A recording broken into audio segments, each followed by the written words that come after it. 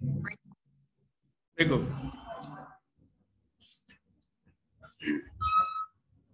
ये मेटल और non metal वाला चैप्टर था आप लोग का क्लास 8 का। मेटल आखिर किसको मेटल कहेंगे, उसकी क्या कैरेक्टरिस्टिक्स थी, ये मैंने पहले बता ही दिया था आप लोग को। नॉन मेटल को जस्ट उसका अपोजिट कर देते हैं। जो मेटल की खासियत होती है मोस्टली नॉन मेटल में वो खासियतें नहीं होती हैं, फिर भी नॉन मेटल के कैरेक्टरिस्टिक्स हम देख लेते हैं। Non metal are the element which are neither malleable nor ductile. ना तो आप उसको पीट करके उसको उसकी सीट बना सकते हो हैमर से स्ट्राइक करके, और ना ही उसके तार बना सकते हो, मतलब खींच करके आप तार भी नहीं निकाल सकते। Non metal do not conduct heat and electricity, और जितने भी नॉन मेटल होते हैं ना तो वो हीट कंडक्ट करते हैं और ना ही इलेक्ट्रिसिटी को कंडक्ट करते हैं।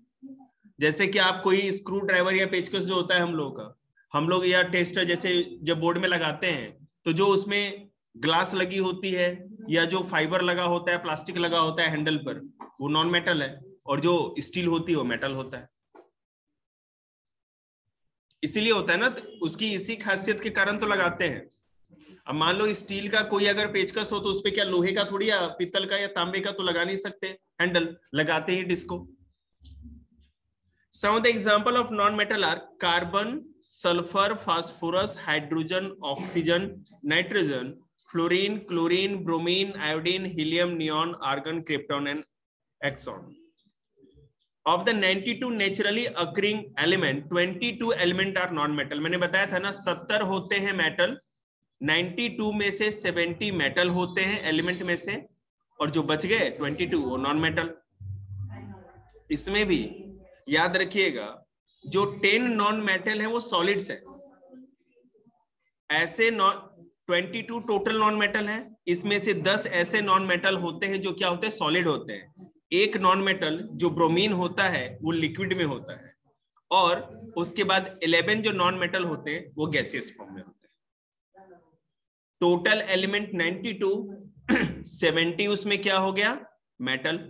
70 मेटल में से एक मेटल लिक्विड में होता है, आपको पता ही कौन सा है, मरकरी। अब 22, बेटे वहां फाड़ के मत फेंको ना, चाचा जी थोड़ी आएंगे साफ करने के लिए, उठाओ उसको। उसमें से 22 में से 10 नॉन मेटल सॉलिड होते हैं, एक नॉन मेटल लिक्विड में होता है जो है ब्रोमीन। नोट्स में मेंशन करिएगा इसको, चाहे ये ब्लैक में नहीं भी लिखा हो फिर भी। और उसके बाद 10 नॉन मेटल ऐसे होते हैं जो गैसियस होते हैं। ठीक है, ओके। अब देखिए हमने मेटल बताया, नॉन मेटल बताया, तीसरी कैटेगरी जो है मेटलॉयड। मेटलॉयड का मतलब जिसको जो ना दोनों की प्रॉपर्टी रखता है। The element whose property are intermediate between metal and non metal are known as metalloid. जिसमें कुछ तो मेटल के गुण होंगे और कुछ नॉन मेटल के गुण होंगे, उनको मेटलॉयड कहते हैं। तो देखिएगा for example metals are good conductor of electricity whereas non metal do not conduct electricity at all but metalloid conduct electricity to a small extent. ठीक है, दस मेटलॉयड आर सेमी कंडक्टर। जो भी मेटल होगा वो इलेक्ट्रिसिटी का good conductor होगा, और जो नॉन मेटल होता है वो नहीं होता है।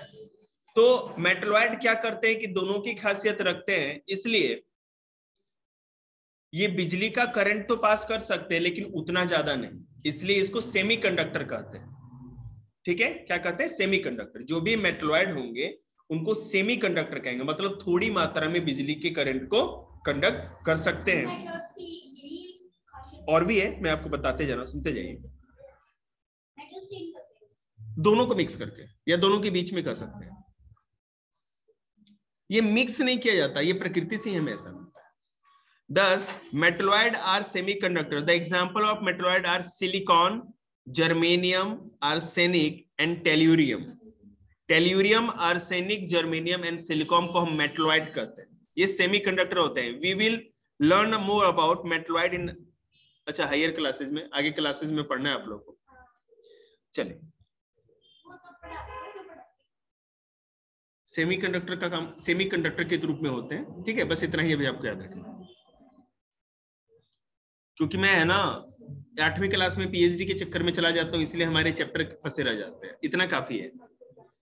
अभी मेटलॉयड आपको 10th क्लास में पढ़ना है, दीदी लोगों को पढ़ाया है साइंस में मैंने, है ना, केमिस्ट्री में बहुत अच्छे से पढ़ना है, बहुत एकदम एक एक, वहां भी लखबीर सिंह से ही स्टार्ट करके पढ़ाएंगे आप लोगों को। अब हमारा जो भी बैच होगा उसको एनसीईआरटी से बेसिक टेस्ट लेंगे, 9th और 10th में एनसीईआरटी से टेस्ट होगा, लेकिन पढ़ाएंगे लखबीर सिंह जी।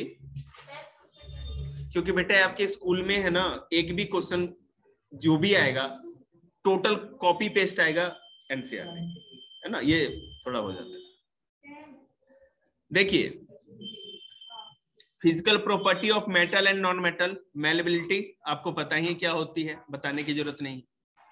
डक्टिलिटी आपको पता ही क्या होता है।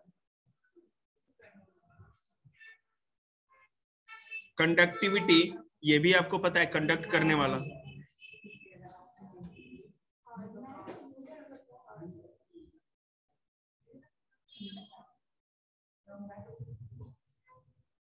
लस्टर मतलब कि चमक, मेटल शाइनी होते हैं, चमकीले होते हैं, कोई भी नॉन मेटल नहीं होता है ऐसा। स्ट्रेंथ आपको पता है, कोई भी मेटल में स्ट्रेंथ बहुत ज्यादा होती है, ठीक है ना, नहीं तो नॉन मेटल के ब्रिज या रेलवे जो भी ट्रैक है बना दिए जाते हैं। मेटल में इतनी ताकत है, कितने भारी भारी व्हीकल्स चाहे ट्रेन भी क्रॉस कर जाए लेकिन फिर भी वो नहीं टूटता, उसमें ये ताकत होती है। सोनरस मतलब जैसे मंदिर में घंटी बजाते हैं ना आप लोग, एक बार बजाने के बाद वो क्या कहते हैं, वाइब्रेशन बहुत देर तक रहती है, ठीक है, वो टन की जो आवाज आती है, वो नॉन मेटल में कब किसी भी नॉन मेटल में आप हिट करो, स्ट्राइक करो, ऐसा नहीं आएगा। तुम भी खा रहे हो, बाहर फेंक के आओ जाओ। ये सब क्या गंदे चीज खाते हो आप लोग यार, काजू कतली खाओ और भी लाओ। कर दी ना छोटी बात, बड़ी बात तो मैंने कर ही दी, लाओ। हार्डनेस, देखिए मेटल्स आर जनरली हार्ड, अधिकतर मेटल जो होते हैं क्या होते हैं, वो हार्ड होते हैं। Sodium and potassium metals are soft and can be easily cut with a knife. दो ऐसे मेटल होते हैं जिसको हम नाइफ से कट कर सकते हैं, वो सोडियम एंड पोटेशियम। वो कभी भी जैसे आपका आयरन है, एल्युमिनियम है, कॉपर है, सिल्वर, उस तरह से वहां इसलिए तो नहीं बैठा है ना कि फिर क्या करते रहते हो तुम लोग यार, कौन बोल रहा है इतना। अब च्युइंगम निकाल दिया तो पेन चबा रहा है, तो क्या कर रहा लग रहा से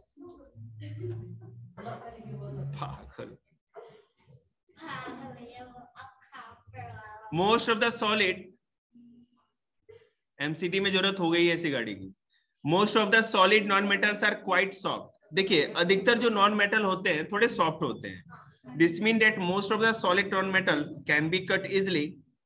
sulphur, phosphorus are soft non metal which can be easily cut into pieces with a knife. देखिए सल्फर और फॉस्फोरस, मैंने आपको, अच्छा कितने ऐसे नॉन मेटल थे जो सॉलिड होते थे? 10। तो उसमें सल्फर और फास्फोरस ऐसा है जिसको ऐसा सॉफ्ट होता है, थोड़ा स्पंजी सा, जिसको आप नाइफ से टुकड़े टुकड़े कर सकते हैं। और नमक में बेटे सोडियम क्लोराइड, हम लोग जो व्हाइट नमक खाते हैं उसको सोडियम क्लोराइड कहते हैं जी। बेटा समझ गया मैं आपको बात को। सोडियम कभी भी, जैसे ये जितने नॉन मेटल देख रहे हैं ना, ये किसी ना किसी चीज में मिक्स होकर के, हमारे बॉडी में भी सोडियम का काम होता है जो डिहाइड्रेशन से बचाते हैं। तो कहने का मतलब कहीं ना कहीं किसी के साथ ये मिक्सर या कंपाउंड बना करके ही होते हैं, ये ऐसे ओपनली अस्त्र नहीं मिलेगा आपको, ठीक है ना, क्योंकि इस नेचर में प्योर सब्सटेंस बहुत ही कम है, ठीक है। अधिकतर चीज किसी ना किसी के साथ केमिकल रिएक्शन करके एक कंपाउंड या मिक्सर बना के ही रहते हैं।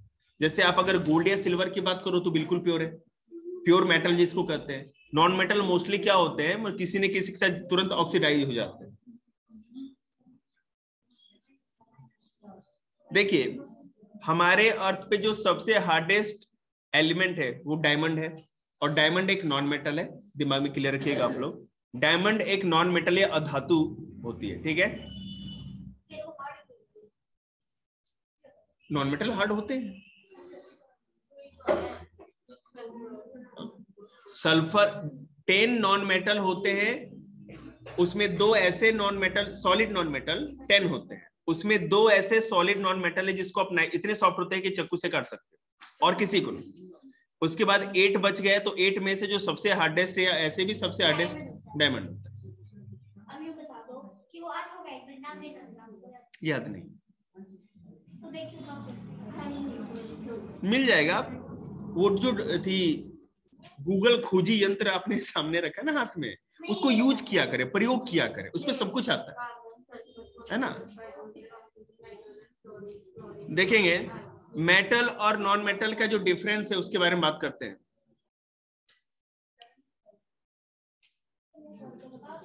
ये सब मैंने बता ही रखा है मेटल नॉन मेटल के बारे में।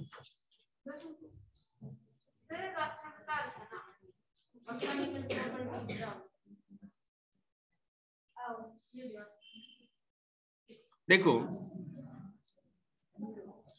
आखिर अगर एक सैंपल प्रॉब्लम है कि एक तरफ हम कॉपर का एग्जांपल लें और दूसरी तरफ सल्फर का, हमें पता है कि सल्फर एक नॉन मेटल होता है जी, सल्फर का वही बात करें उसी के लेते हैं, और कॉपर एक मेटल है।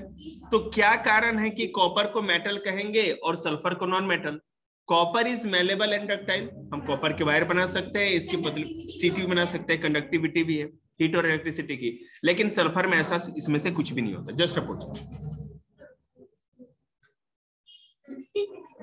आगे chemical property of metal, chemical properties of metal and non metal, ठीक है, धातु और अधातु के रासायनिक गुण। अब देखो ये सेम चीज जो है ना कि ऑक्सीजन के साथ, नाइट्रोजन के साथ, वाटर के साथ जब मेटल नॉन मेटल रिएक्ट होते करते हैं, उनके साथ जुड़ते हैं तो क्या बनाते हैं? अभी 10th क्लास में भी पढ़ाया गया था इसको। Metal react with oxygen to form metal oxide, metal oxide are basic in nature.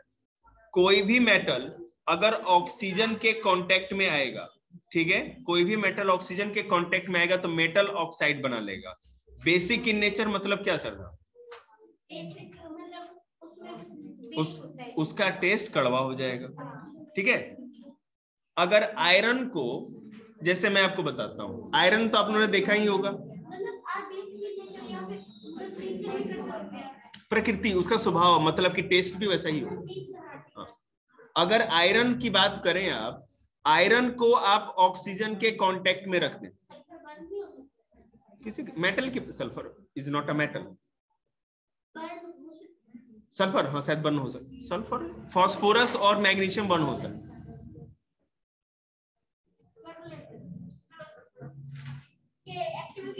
Magnesium है बेटा, मैग्नीशियम 66 पे ना,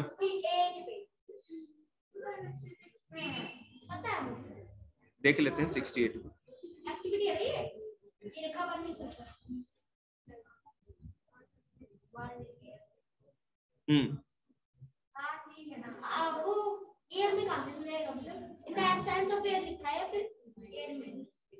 उसको आएंगे वहां तो फिर ऐसे बात करेंगे, पहले इसको देख लेते हैं। ऑक्सीजन से जब कोई चीज मेटल रिएक्ट करती है तो मेटल ऑक्साइड बनाती है, ठीक है। अगर आयरन को ऑक्सीजन में इसी तरह हम ओपनली छोड़ दे तो क्या आयरन ऑक्साइड बना लेगा, या कोई भी, और उसका जो टेस्ट होगा वो टेस्ट कैसा होगा? कड़वा होगा। देखो the basic metal oxide turn red litmus to blue. अगर आप मेटल ऑक्साइड को लिटमस पेपर पे डालते हो, रेड लिटमस पेपर पे, तो उसका नेचर क्या होता है? उसको ब्लू कलर में बदल देगा। मैग्नीशियम की बात करें, मैग्नीशियम एक मेटल होता है। आपने ये तो बता दिया, एसिड बेस, एसिड तो मतलब होता है, बेस होता है, सॉल्ट तो मतलब होता है, मीठा क्या होता है? मीठा शुगर नहीं, मतलब इसका मतलब ये हुआ जो बेसिक इन नेचर नहीं है, एसिडिक इन नेचर नहीं है, वो अपना एक अलग प्रॉपर्टी रखता है। जो मैं बता, नेचुरली जो भी हमें पाया जाता है प्रकृति में, ठीक है ना, या जैसे मान लीजिए आप शुगर है तो आप उसको ना तो एसिड कर सकते हो ना बेस कर सकते हो, और सॉल्ट वो होता है जिसका कोई टेस्ट नहीं होता, समझ रहे ना, तो उसका एक अलग टेस्ट है अपना। अगर मान लीजिए कुछ आपने चटपटा बनाया जो खट्टा भी है, मीठा भी है और उसमें कुछ भी है, तो अब उसको सबकी खिचड़ी है ना, वो तो अलग ही हो गया, वो मीठा रहे तो कोई दिक्कत नहीं, वो उसको हम लोग उसको इसमें इस हिसाब से कंपैरिजन नहीं कर सकते। हम इस एसिड बेस और सॉल्ट को केवल इसमें जो चीज आती है उसी को कंपेयर करेंगे, जो नहीं आता उसका अलग तरह से कंपैरिजन।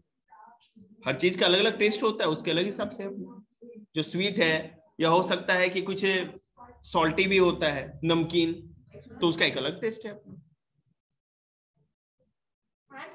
एसिड बेस और सॉल्ट अपना अलग अलग कॉन्सेप्ट है, ठीक है ना, उससे कोई मतलब नहीं। जरूरी नहीं कि हमारे प्रकृति में पाए जाने वाला जितना भी चीज है वो एसिड बेस या सॉल्ट, तीनों चीजों में से कोई एक, कोई ऐसा जरूरी नहीं है।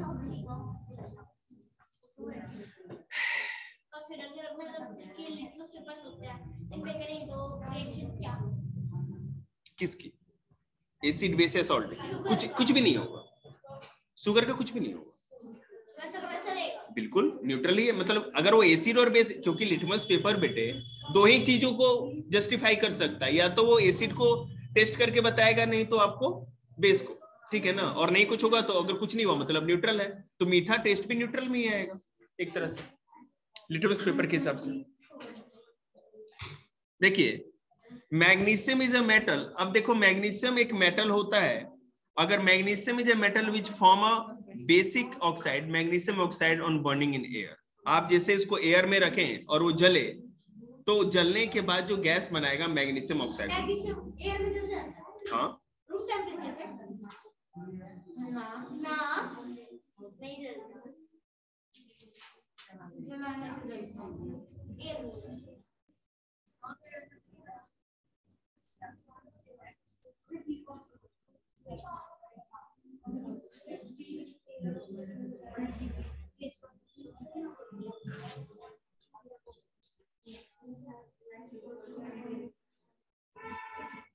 देखिए मैग्नीशियम को ऑक्सीजन के साथ कनेक्ट यदि रिएक्ट कराएंगे तो मैग्नीशियम ऑक्साइड बनेगा। मैग्नीशियम ऑक्साइड को वाटर के साथ रिएक्ट कराएंगे तो मैग्नीशियम हाइड्रोक्साइड बनेगा। अब मैं आपको ये बताऊं कि अगर कोई भी ऑक्साइड हो, मेटल का ऑक्साइड बन चुका है, अगर आप उसको वाटर के साथ रिएक्ट कराते हो, मैग्नीशियम को ऑक्सीजन से रिएक्ट कराए तो मैग्नीशियम ऑक्साइड, Mg मैग्नीशियम का केमिकल नेम है, ऑक्सीजन से, तो ऑक्साइड बन गया मैग्नीशियम ऑक्साइड। बुक में देखिए, बुक अगर लाए होंगे तो पता होगा आपको। उसके बाद अगर मैग्नीशियम ऑक्साइड को पानी में आप डाल के घोल दो, ठीक है ना, वाटर के साथ रिएक्ट कराओ, तो क्या होगा, मैग्नीशियम हाइड्रोक्साइड बन जाएगा। क्रॉस चेक करके लाओ ना, फिर सही रहेगा मेरे लिए, और अपना दूसरे बच्चों को देना चेक करने के लिए। उदित को दो। और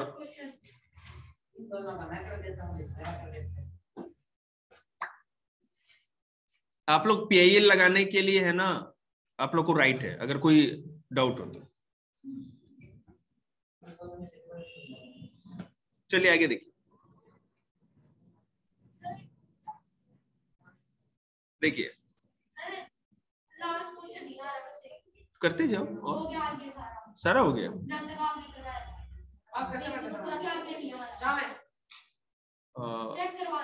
कोई बात नहीं बेटे, अभी 23 मिनट तक ट्राई करते रहो आप लोग। चलो, जो पीछे बुक एक्सरसाइज में जो एग्जांपल्स है ना, उसी के हिसाब से सारा होता है, उसको देख के समझने की कोशिश करो।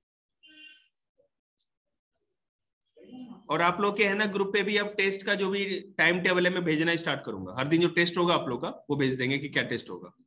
कल आप लोग को पता है कि ये चैप्टर करके लाना है, घर से सोल्यूशन भेज रखा है मैंने, तब तो समझ में आएगा ना। हाँ, तो ये पूरा चैप्टर करके ही लाना है। किसने कहा जाने के लिए, काम करो ना।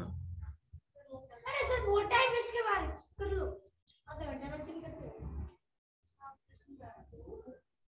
देखिए अब रस्टिंग की बात करते हैं। आयरन में जो जंग लग जाता है, रस्टिंग हो जाती है, वो कैसे होता है? उसमें होता क्या है कि अगर आयरन ऑक्सीजन के कांटेक्ट में हो और वाटर के साथ भी कांटेक्ट में हो, दोनों चीज एक साथ अगर आयरन के कांटेक्ट में आएगा तो जंग लग जाएगा। जैसे मैं आपको बताऊं, किसी भी लोहे में जंग तभी लगता है जब उसके ऊपर कोई कोटिंग या पेंट नहीं किया जाता। पेंट क्या करता है, उसको वाटर से भी दूर कर देता है और एयर से भी दूर कर देता है, तो उस चीज में जंग नहीं लग सकती। लेकिन अगर आपने उस तरह का कुछ नहीं किया है जो उसको वाटर और एयर के कांटेक्ट से प्रोटेक्शन दे, तो उसमें जंग लगना बिल्कुल जंग लगेगा, चाहे कुछ भी करो। हाँ, ये भी बचाते हैं उसको। प्राइमर थोड़ा हल्का कलर होता है, प्राइमर इसलिए लगाया जाता है ना ताकि ज्यादा मजबूती मिले कलर, इसलिए बस किया जाता है, और शाइनिंग भी है, चमक। तो बोल ही रहे हैं ना, प्राइमर मारने पे भी जंग नहीं आता, प्राइमर जब हट जाएगा तब जंग खत्म होगा।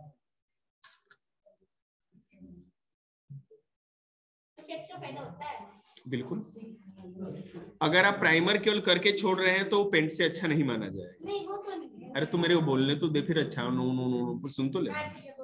तो पहले क्या करते हैं, जब भी अगर किसी चीज पे हमें पेंट करना होता है तो पहले तो हम उसका रस्ट हटा देते हैं, सैंड पेपर से साफ कर दिया, अच्छे से कपड़े से साफ कर दिया, उसके बाद प्राइमर उस पर करते हैं। प्राइमर करने के बाद अगर आप कलर लगाते हो तो इसका क्या क्या फायदा है? पहला फायदा होगा कि कलर को बेस मिलेगा, आपको ज्यादा कलर बर्बाद नहीं होगा। एक हल्का फीका कलर भी चढ़ाओगे तो चढ़ जाएगा। उसके बाद डबल स्टैंड, डबल लेयर मिल जाएगी, तो थोड़ा बहुत कहीं से खरोंच वरोच लग भी जाए, चाहे कुछ पेंट हट भी जाए, घिस भी जाए, फिर भी अंदर प्राइमर बचा रहता है, इससे फायदा रहता है। चलिए,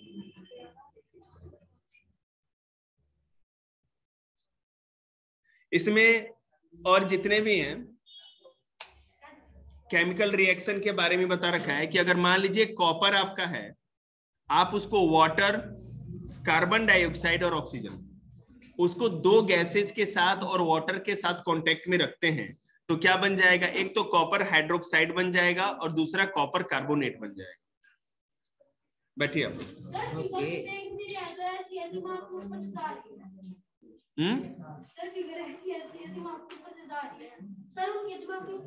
आप अपना शांति से बैठे रहिए, कुछ दूसरा निकाल के रीडिंग कर लीजिए, तो मुंह बना के बैठे रहिए इसी तरह।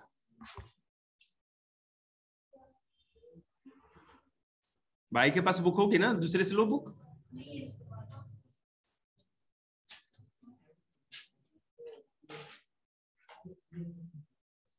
दे दे अपने साइंस की बुक उसको। देखिए, आपने देखा होगा जो कॉपर के बर्तन होते हैं या जो कॉपर कहीं होगा तो उसपे ग्रीन ग्रीन कलर की काई टाइप की कहीं कहीं लग जाती है, जो कॉपर पुराना हो जाता है। जैसे तांबे का जो जग होता है ना, तो हल्का ग्रीनिश कलर का हो जाता है वो, अगर बार बार उसको साफ ना किया जाए, या किसी भी तांबे के बर्तन को, तो उसको कॉपर हाइड्रोक्साइड और कॉपर कार्बोनेट का मिक्सर करते हैं। जब कॉपर के कांटेक्ट में वाटर, कार्बन डाइऑक्साइड और ऑक्सीजन, ये तीनों चीज उसके कांटेक्ट में हमेशा रहेगा, तब जाकर के उसका कलर ग्रीनिश कलर का होने लगता है कॉपर। मैं आपको बताऊं, आज से हजारों साल पहले का जो कॉपर का चीज हमें मिला है, जितने भी, वो आपको कॉपर के कलर का तो दिखेगा ही नहीं, बिल्कुल ग्रीनिश ब्लैक कलर का दिखेगा वो, क्योंकि उसके ऊपर इतने हजारों सालों से ऑक्सीजन, कार्बन डाइऑक्साइड और वाटर के कांटेक्ट में, नमी में, मॉइस्चर में तो रहता ही है, इसलिए बिल्कुल हटाया जा सकता है। आप हाँ, उसके लिए एक सॉल्यूशन आता है, पाउडर भी आता है, जैसे उसमें एक बार करके उसको रब कर देंगे ना तो बिल्कुल साफ हो जाता है। नहीं, उस पे ऐसा अप्लाई नहीं करते, क्योंकि ऐसा माना जाता है कि मान लो अगर अप्लाई किया जाए वो केमिकल्स, और हो सकता है कि वो ज्यादा घिस जाए, बिल्कुल जिस तरह से उस तरह भी रह जाए तो काफी है। जहां तक हो सकता है हल्का केमिकल यूज करते हैं, नहीं तो जिस तरह अगर हम लोग यूज कर रहे हैं, हम लोग अगर जग चला भी या कोई बात ना, दूसरा पापा ला देंगे, लेकिन वहां पर हजारों साल के का जो एविडेंस है खत्म भी हो सकता है ना, बहुत सावधानी बरतनी पड़ती है इसके लिए।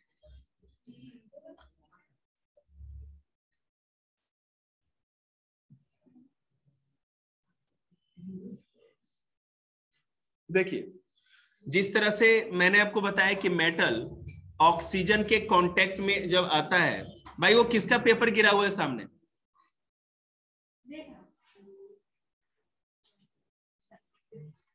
ठीक है, तो वो भी नॉन मेटल ऑक्साइड बनाता है। जैसे मैं बात करूं कि कोई भी नॉन मेटल अगर ऑक्सीजन के कांटेक्ट में आएगा तो वो नॉन मेटल ऑक्साइड बनाएगा। मेटल जब भी ऑक्सीजन से रिएक्ट करता था तो जो मेटेलिक ऑक्साइड होता था वो बेसिक इन नेचर होता था, मतलब जो बनता था बेस होता था, मतलब कि कड़वे स्वाद का होता था। लेकिन जब नॉन मेटल किसी कभी भी ऑक्सीजन से रिएक्ट करता है तो जो नॉन मेटल ऑक्साइड बनता है, अगर नहीं पढ़ना चुपचाप बैठे रहो, आवाज नहीं आनी चाहिए। कौन बोल रहा है? हो गया तुम लोग का? अब शांति से बैठो, आवाज नहीं आनी चाहिए एक शब्द भी।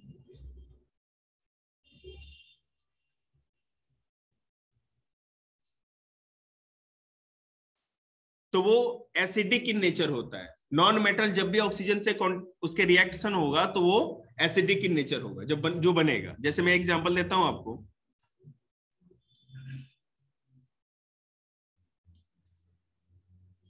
सल्फर को ऑक्सीजन के कांटेक्ट में अगर आप रखते हैं, वो ऐसे नहीं जलेगा बेटे, उसको गर्म करना पड़ता है। सल्फर ऐसे नहीं जलता। सल्फर को अगर ऑक्सीजन के कांटेक्ट में रखते हैं तो सल्फर डाइऑक्साइड बनता है, और sulphur dioxide acidic in nature होता है, मतलब खट्टे स्वाद का होता है। उसी तरह सल्फर डाइऑक्साइड को, पूरा जो ऑक्साइड बना है उसको साथ वाटर मिक्स कर दें तो सल्फ्यूरस एसिड बन जाता है। उसका भी टेस्ट एसिड है तो एसिडिक ही होगा। और भी कुछ खासियत बताते हैं। Metal oxide are basic in nature and turn red litmus paper to blue. जो भी बेसिक नेचर बेस होता है वो रेड को ब्लू में बदल देता है, और जो भी एसिड होता है वो ब्लू को रेड में बदल देता है। बेसिक रेड को ब्लू में और एसिड ब्लू को red. If an element forms a basic oxide, then the element will be a metal. तो इससे ये पता चल जाएगा, केमिकल रिएक्शन करके भी हम पता लगा सकते हैं कि कोई चीज मेटल है या नॉन मेटल। अगर कोई भी एलिमेंट हम लेते हैं, हमें नहीं पता मेटल है या नॉन मेटल, अगर उसका ऑक्सीजन से रिएक्शन कराते हैं, ऑक्सीजन से रिएक्ट कराते हैं, तो जो ऑक्साइड बनता है अगर वो बेसिक नेचर का है मतलब कि मेटल है, और एसिडिक नेचर का है मतलब कि नॉन मेटल। ठीक है। कोई भी एलिमेंट जब ऑक्सीजन के कांटेक्ट में आता है, अगर वो कोई भी बेसिक चीजें बनाता है तो वो मेटल है, और अगर एसिडिक बनाता है तो नॉन मेटल है। इस पॉइंट को जरूर लिखिएगा। Metal oxide are basic in nature and form base on dissolving in water. जो भी मेटेलिक ऑक्साइड होता है, अगर आप उसको पानी में घोल दो या पानी में डाल दो, तो जो पानी होगा उसका स्वाद क्या हो जाएगा, कड़वा हो जाएगा, बेसिक हो जाएगा। और नॉन मेटल को कभी भी, जो नॉन मेटेलिक ऑक्साइड को पानी में डालेंगे तो एसिड के कारण उस पानी का टेस्ट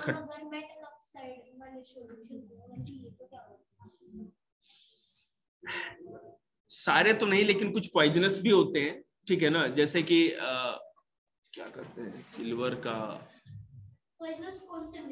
ऑक्साइड नहीं, ऑक्साइड पॉइजनस नहीं होता, लेकिन इसके अगर मेटल के साथ बहुत सारी चीजों का रिएक्शन होता है, केवल ऑक्साइड का ही नहीं होता, ऑक्सीजन का ही नहीं, तो कुछ पॉइजनस भी हो जाता है। जंग है बेटा, मेटल ऑक्साइड का ही एग्जांपल एक तरह से। ठीक है ना, जो रस्टिंग है, आप उसको घोल के पी जाएंगे तो मरेंगे नहीं आप। तो कुछ होता भी होगा, कुछ तो होता होगा। I am not a doctor. मैं ये बता सकता हूं कि नुकसान ज्यादा नहीं, मर नहीं सकते आप। It's not a poison. हाँ तो जाएगा डाइजेस्टिव सिस्टम में, वो आयरन की तरह ही स्टोर होकर रह जाएगा, या वेस्ट की तरफ निकल भी सकता है। एक्यूमुलेशन हो सकता है, क्योंकि मेटलिक चीजों को अगर आप बहुत ज्यादा कंटेंट कर रहे हो, मेटलिक ऑक्साइड को, तो आपकी बॉडी में कंटेंट भी रह सकता है। नहीं, वो दूसरी चीज है। आयरन बेटा मतलब लोहा थोड़ी होता है। ऐसा नहीं, मैं ये कह रहा हूँ कि आयरन बढ़ाना है मतलब ये थोड़ी है कि ग्रिल की दुकान पे ना लोहे का बुरूदा फांक लिया, लोहे का पाउडर गिलास में फांक के एक मुट्ठी लोहे का पाउडर फांक के पानी पी लिए तो आयरन आ जाएगा।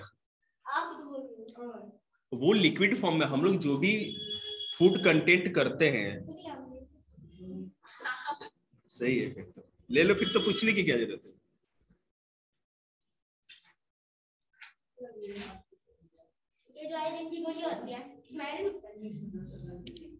देखिए आयरन इसमें जो होता है ना, ये ऑर्गेनिक मटेरियल होता है।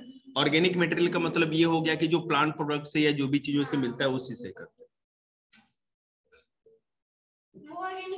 मैं आपको बता तो रहा हूँ ना, देखिए हमारा जैसे जो भी हम मेडिसिन के रूप में या गोलियों के रूप में जो भी लेते हैं हम लोग, ठीक है ना, तो उसका एक साइड इफेक्ट पहले क्या होता है मैं आपको ये बताता हूँ। अगर मान लीजिए आपने कोई कैप्सूल खाई, तो कैप्सूल खाने के बाद जो जिस चीज की बॉडी को रिक्वायरमेंट है, आपने जिस कारण से दवा ली है और उस कैप्सूल या टैबलेट के अंदर जो चीज है जो उस फायदे के लिए, जैसे बुखार के लिए दवा लिया आपने या पेन किलर लिया, कैप्सूल में होता है मोस्टली पेन किलर, तो आपका जो लीवर है ना उस मेडिसिन को पचाने के लिए सारा काम करेगा। लीवर को एक्स्ट्रा वर्क करना पड़ता है। अगर उसमें कुछ भी साइड इफेक्ट वाली चीजें हैं तो सबसे पहले आपके लीवर को साइड इफेक्ट होगा। जैसे लोग होता है ना हेडेक की बहुत बार दवा खा लेते हैं, कभी भी उठाया फांक लिया, सर दर्द होते ही गोली खा ली। कोई भी बॉडी में जैसे क्या होता है जो ज्यादा वर्क करते हैं तो पेन किलर हमेशा खा लेते हैं, शरीर में ज्यादा दर्द हुआ गए 2 कैप्सूल फांक लिया, चलो आराम मिल गया। इससे होता क्या है कि हमारे बॉडी में जो हमारा मेटाबॉलिज्म है, मतलब पूरा जो व्यवस्था तंत्र है, उसको साइड इफेक्ट सहना पड़ता है। और साथ ही साथ हमारी इम्यूनिटी भी खराब हो सकती है अगर किसी चीज के प्रति खाते हैं। अगर आपको थोड़ा सा भी बुखार लगा तुरंत पैरासीटामोल लेके फांकते गए और खाते गए तो इससे दिक्कत ये हो जाएगी ना कि हमारी इम्यूनिटी को असर पड़ेगा। ठीक है, ओ कैसे पता चलेगा?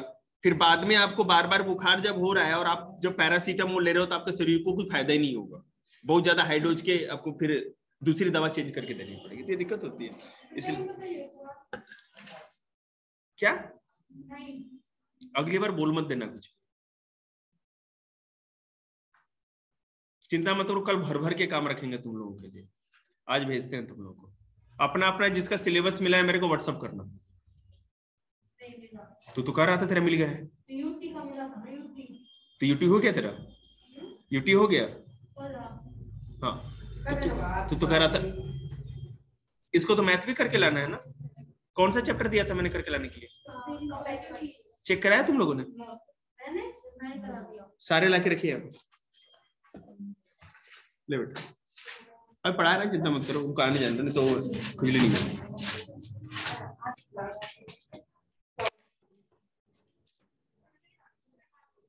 शांति बनाए रखिए, मैं क्लास ले रहा हूं। देखिए तो आपने एक चीज तो देख लिया कि ऑक्सीजन से रिएक्ट करके ऑक्साइड बनाते हैं। अगर हम बात करें कि वाटर से रिएक्ट होगा तो क्या होगा? When a metal reacts with water, वो मेटल हाइड्रोक्साइड बनाता है। अगर आप सोडियम एक मेटल है, आप सोडियम पे पानी डालो या पानी में उसको एक पाउडर बना के पानी में उसको डाल दो तो सोडियम हाइड्रोक्साइड बनेगा एक, और दूसरा क्या बनेगा, उससे एक हाइड्रोजन गैस भी निकलेगी जो कि रिलीज हो जाएगी एटमॉस्फेयर में। गैस तो वहां रुकेगी नहीं, वो तो रिलीज हो जाएगी, और दूसरा क्या होगा, सोडियम हाइड्रोक्साइड बन जाएगा। जब भी मेटल वाटर से रिएक्ट करता है तो हाइड्रोक्साइड बनाता है। क्लियर है? मेटल ऑक्सीजन से रिएक्ट करेगा तो बेसिक ऑक्साइड, और जब भी वाटर से रिएक्ट करेगा तो हाइड्रोक्साइड बनाता है। लेकिन याद रखिएगा किसी भी मेटल को अगर आप वाटर में डालेंगे तो हाइड्रोक्साइड ही नहीं बनाएगा, साथ ही साथ हाइड्रोजन गैस भी रिलीज होगी।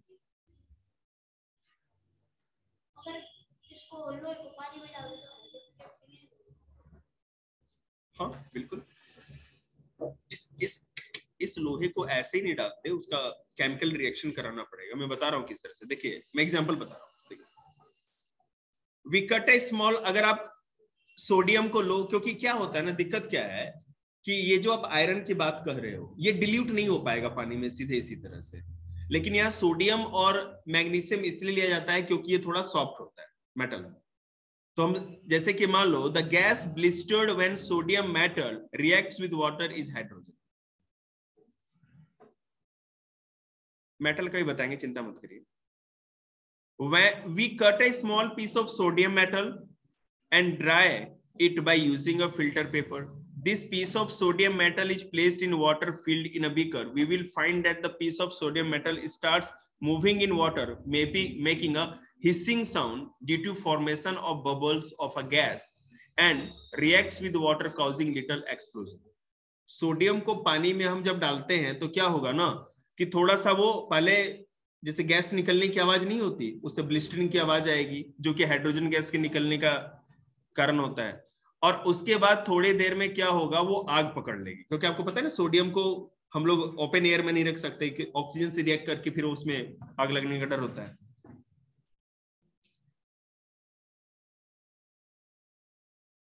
Soon the piece of sodium metal catches fire.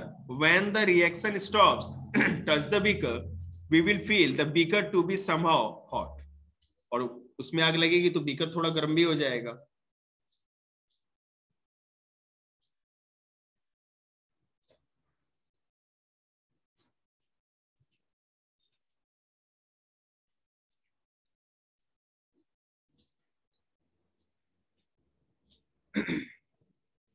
सबसे अधिक रिएक्टिव मेटल कौन होता है मन से याद है या भूल गए? मोस्ट रिएक्टिव मेटल इन, एक सेकंड दीदी बोलो। नहीं, पोटेशियम या पोटेशियम और सोडियम, ये आपको पता है सॉफ्ट होता है। पोटेशियम सबसे अधिक मोस्ट रिएक्टिव मेटल होता है, ठीक है, इसलिए पोटेशियम हो गया और सोडियम हो गया। आप इसको ओपन एयर में नहीं रख सकते कभी भी, केरोसिन ऑयल में डुबो के रखते हैं लोग। अगर ओपन एयर में ऐसे जगह पे रख दे जहां एयर है, कहीं भी ऑक्सीजन का कंटेंट है, तो सीधे वो फायर पकड़ लेगा, है ना। Room temperature. मैग्नीशियम पकड़ता है? मैग्नीशियम नहीं।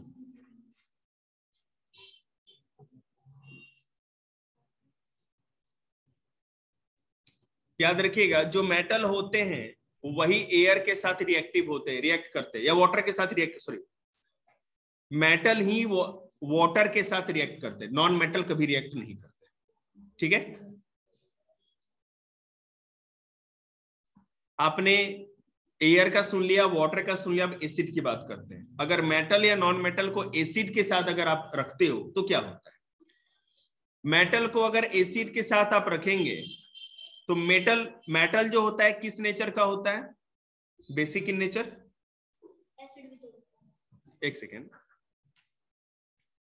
मेटल को अगर आप एसिड के साथ रखते हो तो वो एक सॉल्ट बनाएगा और हाइड्रोजन गैस रिलीज होगी। मेटल को आपने एसिड के सॉल्यूशन में डाल दिया तो सबसे पहले वो सॉल्ट बना देगा, जो मतलब पूरा एसिड जो होगा ना लिक्विड, वो सॉल्ट, मतलब कि ना तो वो खट्टा है ना तो कड़वा है। दूसरा, उससे फिर हाइड्रोजन गैस भी निकलेगी। मैं एग्जांपल देके बताता हूं। मैग्नीशियम को अगर हाइड्रोक्लोरिक एसिड में आप डालते हो तो मैग्नीशियम क्लोराइड बनेगा, और आपको पता है मैग्नीशियम क्लोराइड जिसका मतलब कोई टेस्ट नहीं होता, एक तरह के सॉल्ट है वो। और उसके बाद क्या होगा? हाइड्रोजन गैस भी रिलीज होगी, ठीक है।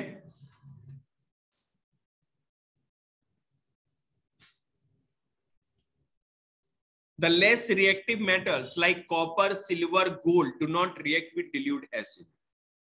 जो बहुत ही कम रिएक्टिव होते हैं, सबसे कम रिएक्टिव जो मेटल होता है कौन सा होता है पता है आप लोगों को? बोलो। गोल्ड सबसे कम, मतलब वो एसिड में डाल दो आप उसको, या पानी में रख दो, या एयर में कहीं भी रखो, उस पर कोई असर नहीं पड़ता। जैसे मैं बताऊं ना, लोहे में जंग लग जाएगा, चांदी भी काला पड़ जाएगा, कॉपर भी क्या जी, तो मेटल की बात कर रहे हैं, डायमंड इज नॉट मेटल। तो गोल्ड जो होता है ना, आप ज्वेलरी जितना भी होता है वो जल्दी रिएक्टिव नहीं होता। अब आप पूछोगे नहीं सर आप झूठ बोल रहे हो, सोने के है ना ज्वेलरी या जो ईयरिंग होती है, ईयरिंग सॉरी आयरिंग क्या होगी हो जाता है मेरे से ईयरिंग, तो वो भी कभी कभी ब्लैकिश पड़ जाता है। कौन बच्चा बताएगा क्यों? ओके, और मैंने कहा कि गोल्ड सबसे कम रिएक्टिव सब्सटेंस है हमारे पूरे अर्थ पर, ठीक है ना। हाँ, लेकिन फिर भी वो क्यों काला, अगर काला काला पड़ जाता है या थोड़ा सा धुंधला हो जाता है, हमेशा चमकीला नहीं रहता, इसका मतलब जरूर किसी ना किसी चीज से रिएक्ट कर जाता है। ऐसा क्यों होता है? क्योंकि याद रखना, मैं गोल्ड की बात नहीं कर रहा हूं, जो ज्वेलरी की बात कर रहा हूं, जो हम लोग यूज करते हैं। ज्वेलरी 24 कैरेट प्योर गोल्ड का नहीं होता, उसमें 2 कैरेट क्या होता है? कॉपर मिलाया जाता है। तो कॉपर रिएक्ट करके ब्लैकिश हो जाता है, इस कारण वो गोल्ड आपको ऐसा दिखता है। नहीं तो जो हाँ 22 कैरेट का होता है। नहीं तो अगर आप सीधे गोल्ड की ब्रिक जो होती है ना, सोने की बिस्किट, वो कभी नहीं होगा, कहीं भी फेंक दो उसको, हमेशा चमकीला रहेगा, एक ही जैसा रहेगा, उस पर कोई रिएक्शन नहीं होगा। मैं फेंकेंगे क्यों, हमें दे दें आप।